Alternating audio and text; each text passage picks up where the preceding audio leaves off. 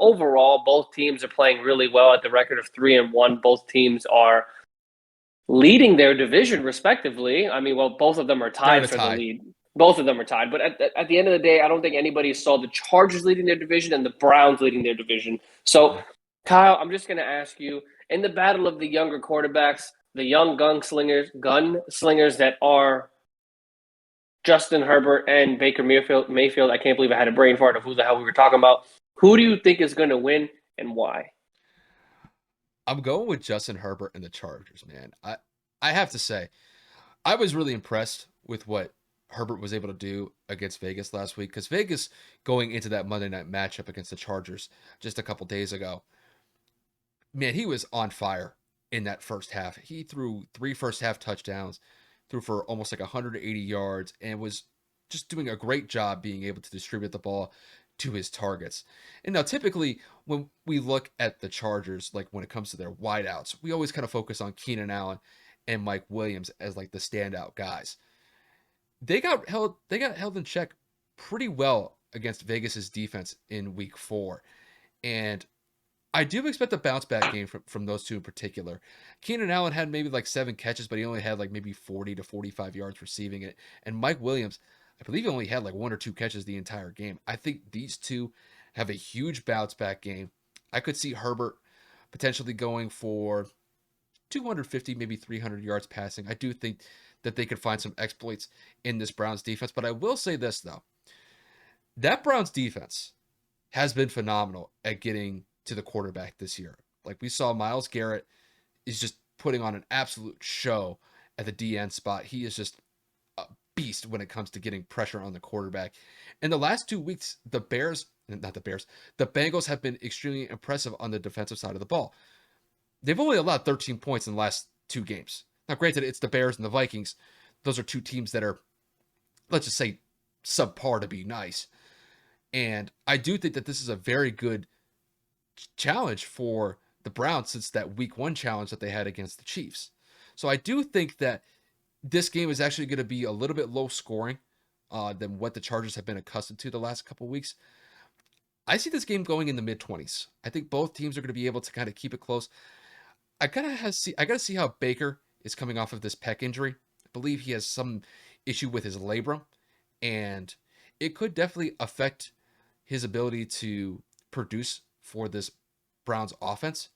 But I think they're going to try to focus on running the ball with Nick Chubb, Kareem Hunt, and see what happens. I think having those two in the backfield, I think it's going to be crucial for this team. And if it does kind of get into a shootout, you still have decent targets in Odell Beckham Jr. Believe who else is on the wide receiving core for the Browns? Oh, Jarvis is hurt, so he's not playing. But even still, I think that the Browns are going to keep it close, but I'm going to give the edge slightly to the Chargers. If I had to say, I think they win this one like maybe like 24-20. I think it's going to be fairly close. It's going to be a one possession game in my book, but yeah, I just like where the Chargers are going. They had the momentum off of that win from the Vegas game just a couple days ago, and I think it continues to roll for them. I see them being 4-1 after Week 5 is all said and done.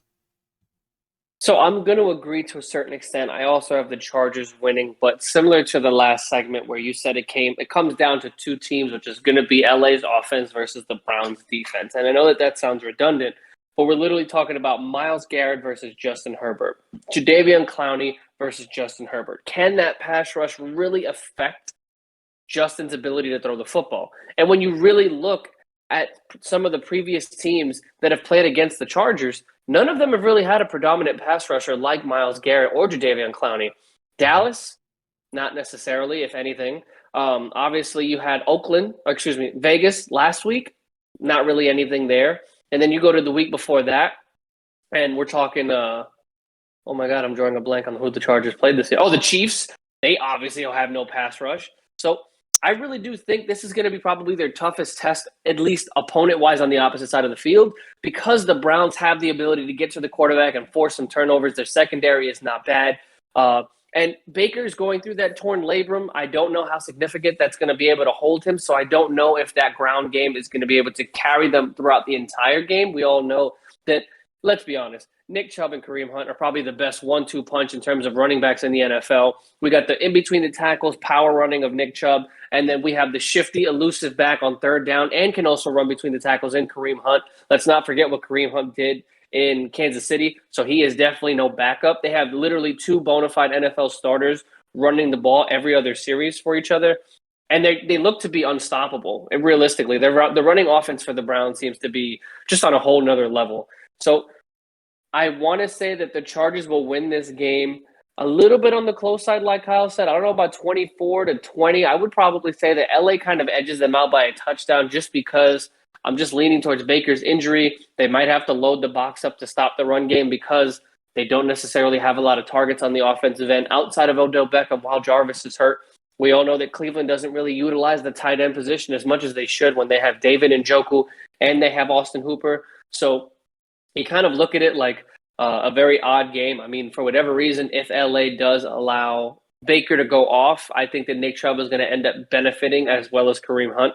So this game could end up being similar to a shootout, but I think that the Chargers defense is being slept on this season overall. You have Joey Bosa, obviously you have Asante Samuel Jr. and Derwin James. They're playing out of their mind in that secondary. So I'm going to actually go with a touchdown lead. I think the Chargers win this game by 7. I want to say by the score of maybe 35-28. I don't know if it even goes that high, maybe 28-21, 28-24, something in that magnitude. I really, really do believe that both teams are playing effectively and doing very well this season. So one of them has to come out 4-1, and one of them is going to be a bona fide leader in the division this week.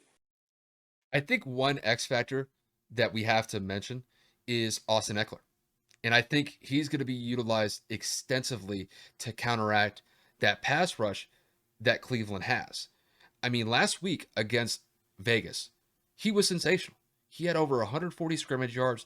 He had a touchdown from receiving, and he had a rushing touchdown as well. And I think if LA plays this smart, that they utilize him to the fullest potential possible, because if that pass rush is really getting home against Justin, all they could probably do is maybe run like some slip screens, get him out of the backfield on maybe like some wheel routes. I think that could be one way that they could counteract that pass rush. And I think if they're smart, that they definitely throw that in the playbook going into this week. I definitely see Austin Eckler having a big game to go along with, Keenan Allen, Mike Williams. Hell, even maybe Jared Cook could get into the mix. He had a relatively good game against the Raiders last week. He had like 6 catches for 70 yards and a touchdown as well. So the Chargers are not short of weapons here. They have good targets at the running back spot, the tight end spot, and the wide receiver spot.